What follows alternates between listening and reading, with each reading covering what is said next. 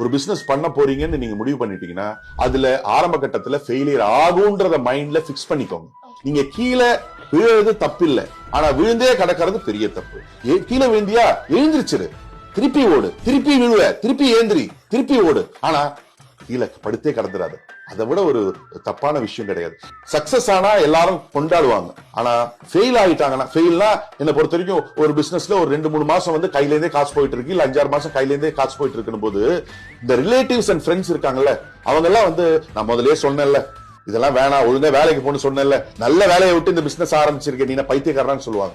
அவங்க எப்படி தெரியுங்களா, நீங்க நல்லா இருக்கலாம், ஆனா என்னை விட நீ நல்லா இருந்துடக்கூடாது, உங்களுக்கு எல்லாம் உங்களால நாங்க நல்லா இருக்கணும், உங்களை விட நல்லா இருந்துடக்கூடாது. அந்த மாதிரி மைண்ட் செட்ல இருக்கிறவங்க தான் இன்னைக்கு அன்பார்ச்சுனேட்லி என்ன பண்றது, அதுதான் ரியாலிட்டி. 99% அப்படிதான் இருக்காங்க, 1% தான் நம்மளுக்கு உண்மையாவே நம்ம நல்லா இருக்கணும்னு நினைக்கிறவங்க.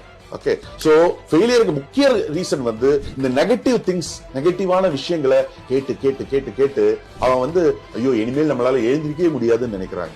நீங்க ஜெயிச்சவங்க யார வேணா போய் கேட்டு பாருங்களேன், அதிகமா தோத்தவங்க அவங்களதான் இருப்பாங்க. அவங்க அதிகமா தோத்தனாலதான் இன்னைக்கு ஜெயிச்சிருக்காங்க. உங்களை சுத்தி இருக்கிறவங்க சொல்றதை கேட்கறது நிறுத்தினாலே மேக்சிமம் நீங்க ஃபெயிலியர்ல இருந்து தப்பிச்சுக்கலாம்.